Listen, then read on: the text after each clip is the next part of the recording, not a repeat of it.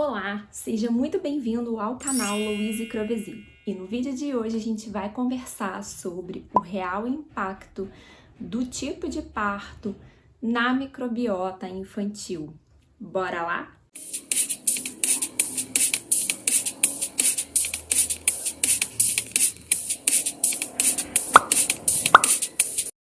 Bom, a nossa microbiota, ela é formada quando a gente está no processo de formação na vida intraútero da nossa mãe.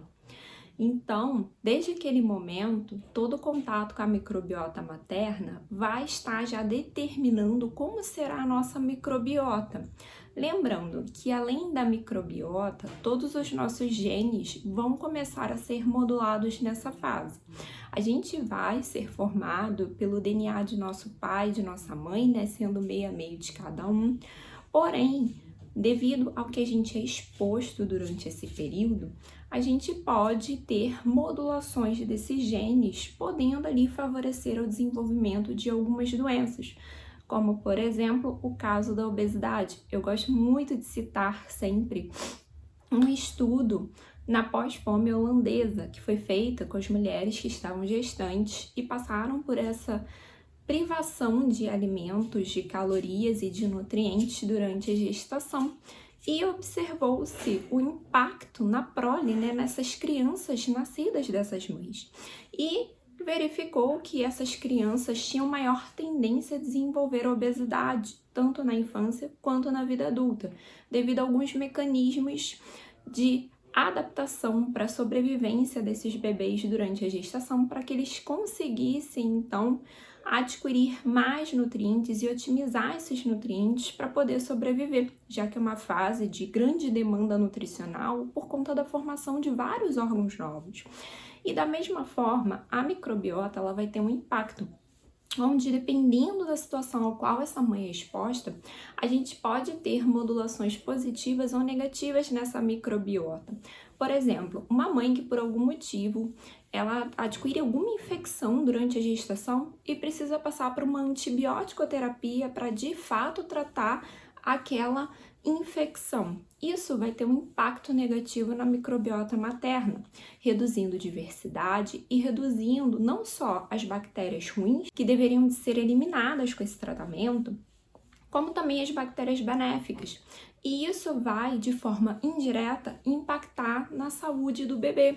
Em quais bactérias essa criança vai estar em contato? Óbvio que o tratamento de antibiótico terapia, quando prescrito por um médico, se faz necessário. Algumas bactérias patógenas são muito perigosas e a única intervenção pode ser essa, sendo necessário fazer essa utilização. E hoje, com o conhecimento que a gente tem, a gente pode utilizar de estratégias tanto na alimentação como de suplementos, como probióticos, para tentar reduzir esse impacto negativo que vai tanto influenciar a saúde materna como a saúde do bebê. Lembrando que a saúde materna ela vai ser importante e crucial nesse período da gestação para essa criança, podendo impactar tanto nessas questões de formação da microbiota, de modulação genética e também no estado nutricional dessa criança nesse período crucial. Falando então do parto em si, a gente tem 3 tipos de parto que eu gostaria de classificar. Apesar de ter, em tese, 2 tipos de parto, que seria ali o vaginal e o parto cesárea, dentro do parto cesárea, eu gosto de subdividir em 2 classes. A gente tem o parto cesárea letivo, que é aquele com data marcada, programado, onde não se espera a entrada no trabalho de parto dessa mulher. E a gente tem o parto cesárea de emergência, que é quando essa mulher ela entra em trabalho de parto e por algum motivo no meio do caminho desse trabalho de parto se faz necessário a cesárea. Então, por isso que eu gosto de classificar em 3 categorias de parto e vocês vão entender o porquê da importância da gente fazer essa divisão. No parto normal, quando essa mulher entra em trabalho de parto, ou seja, quando o bebê está pronto para nascer e começa a liberação de vários hormônios para fazer essa contração uterina, para expulsão desse bebê, né? De fato, deu tempo, o prazo dele ficar ali no forninho e ele recebe a ordem de despejo, onde vai ter essa contração que vai fazer com que ele saia, então, pelo canal vaginal. Então, durante esse processo de secreção desses hormônios que vão ajudar nesse processo, a gente tem também o afrouxamento da barreira intestinal. Eu sempre falo aqui no canal que quando a gente tem esse aumento da permeabilidade, é algo negativo, que faz com que a gente tenha a translocação das bactérias e essas bactérias elas podem gerar um processo inflamatório e causar essa cascata de inflamação que leva a diferentes doenças relacionadas à microbiota. Nesse caso, a gente tem um processo fisiológico onde há esse aumento da permeabilidade justamente para que essas bactérias passem por essa barreira intestinal e elas possam chegar até o bebê, caindo ali na corrente sanguínea e atingindo esse bebê, para começar essa primeira colonização. E aí que vem o pulo do gato, da diferença do parto cesárea que eu comentei anteriormente e que eu fiz questão de comentar.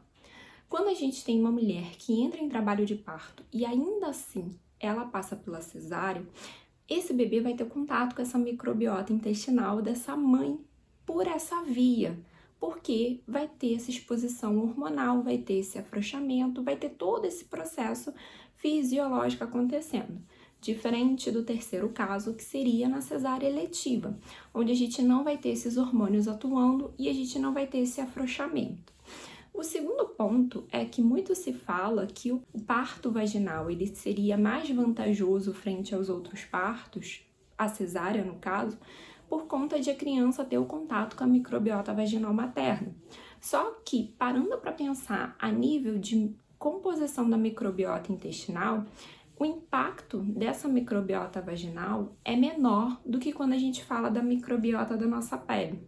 De fato, a microbiota vaginal, ela vai ter uma maior colonização na pele do que no trato gastrointestinal. Porque sim, ele vai ter contato via oral com essa microbiota que vai ter que passar por esse tubo digestivo, que vai começar a funcionar, né? Que até então ele não precisava digerir nenhum alimento e ele vai começar a funcionar mais ativamente nesse sentido e chegar no intestino para se instalar. Então, o ponto é que o parto natural, ele é muito mais importante para a microbiota intestinal via mecanismo hormonal, da entrada do trabalho de parto. A forma como essa criança vai sair, se for para um parto normal e para uma cesárea, os estudos já mostram que o impacto na microbiota não é tão diferente e a gente não tem grandes diferenças nessa microbiota. Ao contrário da cesárea eletiva, que sim, a microbiota é diferenciada nesses casos. Então, a gente tem que pensar em que determinadas situações, essa mãe, ela pode ter se preparado para um parto natural, parto vaginal, e no momento acontecer intercorrências ao qual ela não possa passar por esse tipo de processo.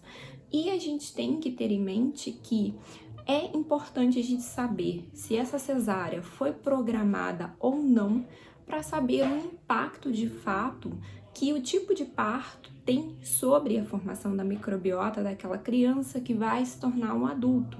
Dependendo aí do nicho que você esteja atendendo, pode ser um adulto, né, que passou por esse processo, ou pode ser uma criança, se você é do nicho materno-infantil. Então é importante você saber não só sobre o tipo de parto, se foi vaginal ou se foi cesárea, mas se essa mãe entrou em trabalho de parto, porque isso vai fazer toda a diferença quando o assunto é microbiota. E é importante a gente conhecer, principalmente na infância, esse histórico de formação da microbiota, para a gente até entender algumas doenças comuns na infância. Eu sempre falo que a microbiota, a formação dela, vai ser muito importante para que o sistema imune ele seja ali amadurecido de forma adequada. Então, crianças que nascem de parto cesárea, sem o trabalho de parto, ou seja, a cesárea eletiva, que não são amamentadas com leite materno, que têm ali processos infecciosos de repetição e passam por muita antibiótico terapia, elas vão ter uma microbiota mais fragilizada e, consequentemente, essa conexão com o sistema imunológico pode comprometer esse sistema imunológico, favorecendo essa criança com que ela tenha o desenvolvimento ali de várias alergias, tanto alimentares, quanto respiratórias, quanto de pele também, aquelas alergias por contato, onde a criança tem alergia a colônia, a perfumes, a vários elementos que entram em contato com a pele dela. Então, o ponto crucial de uma formação da microbiota adequada nesse período da infância é principalmente olhar para o desenvolvimento de um sistema imunológico e prevenir essas doenças, especialmente as alérgicas, nesse período da infância. A longo prazo, essa microbiota, quando formada adequadamente até os 3 anos de vida, e mantidas, ela vai ter um papel também de prevenir várias outras doenças metabólicas, neurológicas, psiquiátricas e tantas outras doenças que a gente já conhece ter relação com a microbiota. Então, para você, nutri, que trabalha com gestantes, com crianças, inclua essa pergunta na sua anamnese e comece a reparar se de fato todas as crianças que nasceram de cesárea têm maior tendência a essa alergia e algumas doenças relacionadas à microbiota na infância, ou se de fato tem mais relação com o momento em que esse parto foi realizado, se esperou de fato essa mulher entrar em trabalho de parto ou não. E lembre-se, a informação é importante e a gente precisa orientar sempre os nossos pacientes. E você pode orientar suas pacientes com relação a isso, para que ela não fique preocupada que o filho dela não vai ter uma microbiota adequada caso o parto natural, o parto vaginal dessa mulher tenha que cursar para uma cesárea, para a gente tirar aquele peso das costas e ela ir tranquila para esse momento único e especial, onde ela precisa ter tranquilidade para poder passar, independente do tipo de parto em que vai ocorrer. Eu espero que vocês tenham gostado desse vídeo. Se você gostou, deixa muito like para eu saber que você gostou desse vídeo. E já deixa aqui embaixo nos comentários qual a sua dúvida com relação a esse tema que eu falei. Também pode deixar aquela sugestão de vídeos para eu gravar especialmente para você e tirar todas as suas dúvidas sobre esse universo fantástico. A gente se vê no próximo vídeo. Um grande beijo, tchau!